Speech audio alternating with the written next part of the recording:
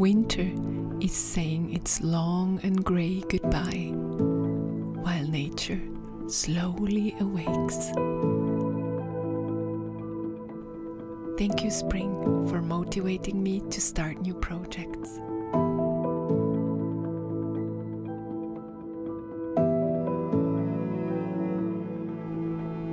As most human beings, I love to create. I am able to find small creative joys within the mundane everyday tasks of cleaning, washing, or cooking meals.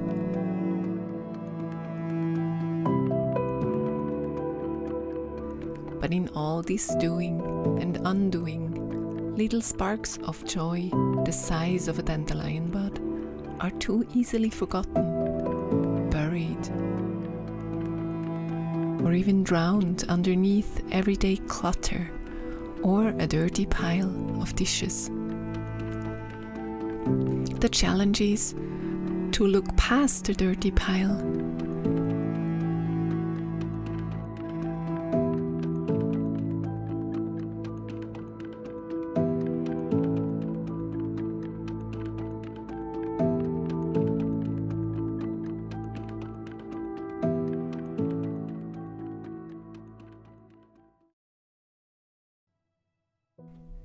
And so, I create what makes me curious.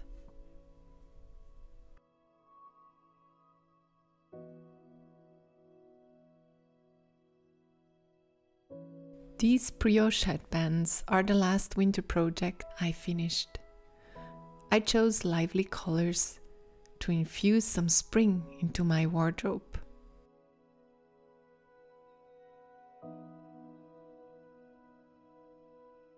I don't intend to buy a bigger closet or throw out clothes all the time. So when I make something wearable, I choose colors that match my existing wardrobe. The 3 colors I chose fit in pretty nicely.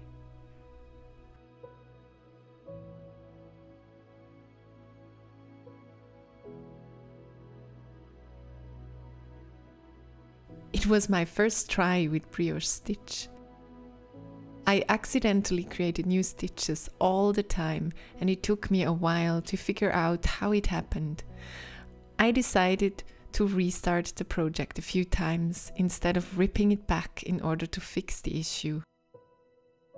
In the original pattern, the closure is in the back and the stitches are pulled together in the front on the opposite side. I decided to pull together the stitches right at the closure, so the closure is in front. In the green version, I tried out a knot tie.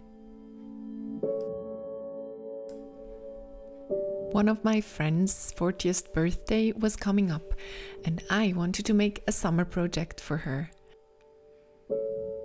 To help came these trusty little hands.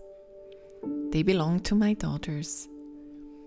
Those hands love to wind up messed up yarn or perform the burn test on materials. I let them burn a piece of hemp cord just to see whether there was some melting oil-based material mixed into it. Looking at the leftover ash, I concluded that it probably is hemp only. I was inspired by a crochet bag from Etsy by Marina Aleksina. But since I already had thrifted a strong hemp cord, I decided to look up a stitch online and improvise as I go. I hoped the result would be stronger than a bag just made with Rafia. So I searched for a crochet stitch online where I could combine the main hemp cord and the Rafia. With one stitch type, I was able to complete the whole bag.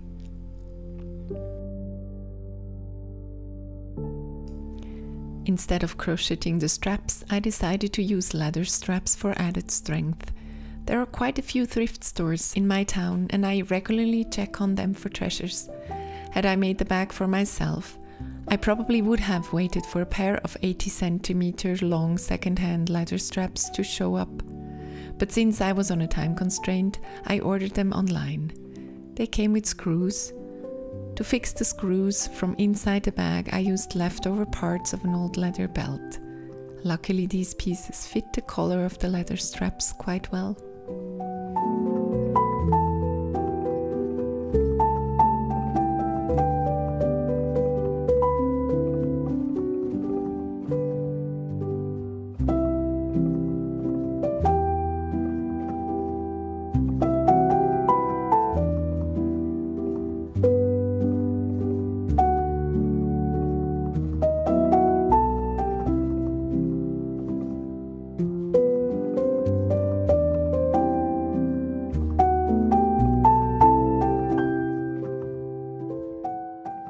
In the end, it was a combination of thrifted materials combined with new materials. I felt comfortable enough to attach the label "Repaired" to the finished bag.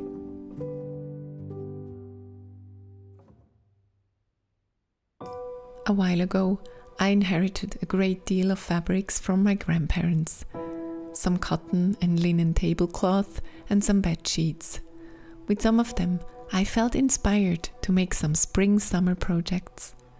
Let me show you what my plans are for these fabrics and what I currently have on my needles. With this thrifted dotted viscose fabric and some old seashell buttons, I tested the Olivia Blouse pattern in size M. I definitely intend to make 1 or 2 more with the linen tablecloth fabrics I have. For the fabrics with a stitched or printed pattern, I probably will have a go with the Inez summer coat. I took a closer look at the construction of this well-loved hoodie that my girls sadly grew out of.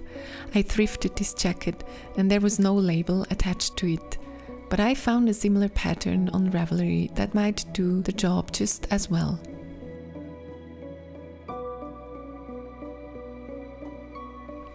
When I went to our local yarn store and let my girls choose a yarn, they directly steered towards the most expensive one, I'm sure. It is stunning, I have to admit, and since kids' jackets don't need as much yarn as adult ones, I agreed to buy it. The last planned project is Anne Ventzel's Slanting slip-on, and I hope to show you more on how that goes in the next episode.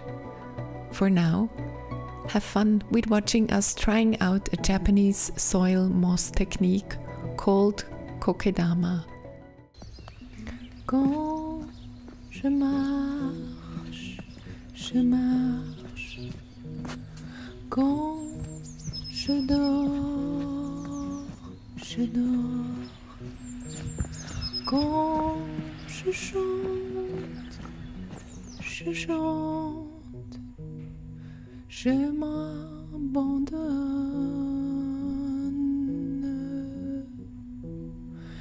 Quand je marche droit.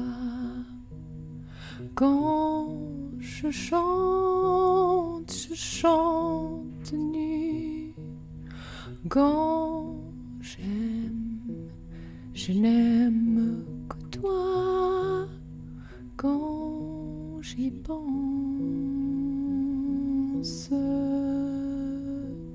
je ne dors plus. Je suis ici, je suis dedans, je suis debout. Je ne me moquerai plus de tout. Je suis ici, je suis dedans, je suis debout.